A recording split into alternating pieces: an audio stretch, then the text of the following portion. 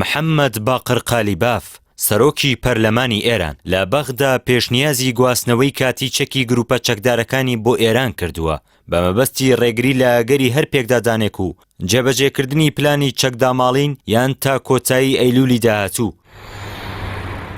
بەپێی راپۆرتێکی ڕۆژنامەی شەرق الئەوسەد قالیباف لە زنجیرە کۆبوونەوەکانیدا لەگەڵ بەرپرسانی باڵای حکمی و سیاسی عێراق چەند بژاردەیەکی بۆ کەمکردنەوەی گرژیەکان خستووەتە ڕوو کە دیارترینیان سڕکردن یا خودگواستنەوەی بەشێکی زۆری چەکە قورسەکانی گروپە چەکدارەکانە بۆ ناوخاکی ئێران بە شێوەیەکی کاتی تا ئەو کاتەی دۆخی سیاسی و ئەمنیان بە تەواوی یەکلا دەکرێتەوە.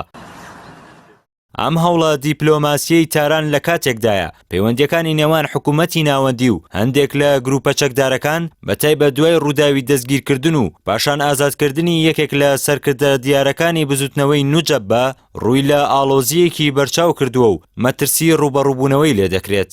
لەلایەکی دیکەوە سەرچاوە ئاگادارەکان لەناو حکوومەتی عێراق جەخت لەوە ئەکەنەوە کە عەلی زەیدی سەرۆکوەزیرانی عێراق دوای گەڕانەوەی لە واشنتن و ئەنجامدانی زنجیرەیەک گفتوگۆ لەگەڵ هاوپەیمانی بەڕێوەبردننی دەوڵەت سوورە لەسەر جێبەجێکردنی پلانی چەککردنی هەموو گروپە چەکدارەکان.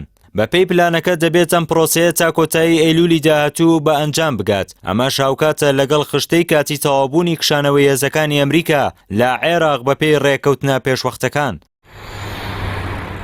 ئەم هەنگاوەی سەرۆکوەزیران لە ئێستادا پشتیوانیەکی یاسایی و سیاسی بەرفراوانی لەلایەن دامەزراوەکانی داوەری و دەستگا جیاوازەکانی دەوڵەتەوە بەدەستێناوە بە ئامانجی چەسپاندنی سەروەری نیشتیمانی بەسەر هەموو جۆرە چەکێکدا. هاوتەریب لەگەڵ ئەم پێشنیازە نوێیی قالیباف زانیاریە میدیایەکان لە سەرچاوەکانی وەک ئەلجەزیرە، عەرەبیە جەدید و شەفەق نیوز ئاشکرایان کردووە کە ئیسماعیل قائانی فەرماندەی فەیلقی قودسی سوپای پاسداران پێشتر لە سەردانێکی ڕانەگەیاندراودا بۆ بەغداد لەگەڵ نوێنەری گروپە چەکدارەکان و سەرکردەکانی چوارچەوەی هەماهەنگی کۆبووەتەوە. قائانی هۆشداری توندی داوەتە گروپەکان کە بە هیچ شێوەیەک نەکەونە ڕوبەڕووبوونەوە لەگەڵ هێزە ئەمنیەکانی عێراق و داوای کردووە لە ڕێگای فشار و گفتوگۆی سیاسیەوە لەگەڵ حکوومەت بگەنە جۆرە سازانێک.